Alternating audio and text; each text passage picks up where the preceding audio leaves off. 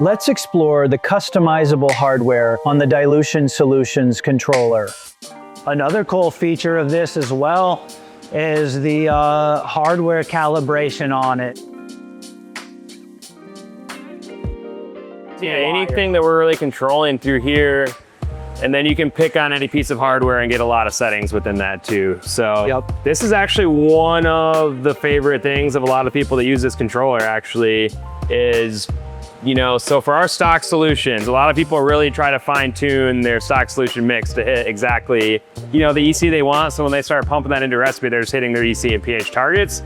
Like the pump calibration here is so good that we actually find it a lot easier to just kind of get the stock solution ballparked and then actually use these pump calibrations in real time. We can then just adjust that up or down to hit the EC we want. So it's a lot faster than trying to like amend that tank, you know, to the exact pH. And ultimately, I think it's a better way to go because this is actually measuring like what's going through the system end of the day, what's going to the plant. You know, with everything else considered, it's like what you're actually gonna get to the plant. So that's a really great system. That's something we do for every single stock tank mix is we recalibrate those pumps, and it like only takes like 5-10 minutes to do that, I would say.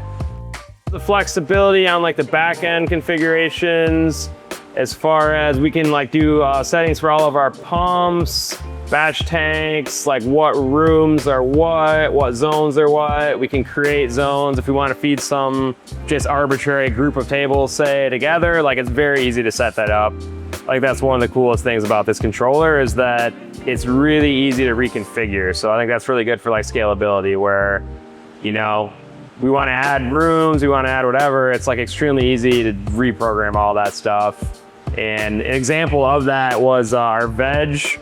We were doing a direct inject for veg, and we decided to switch over to using one of our batch tanks for that. So it was like a pretty minimal plumbing job. We had to just hook it up, and then it was extremely easy to reconfigure the controller to fill that tank for veg and to get all the veg feeds off of that tank instead of going to direct inject. Was literally just like a couple drop-down menus.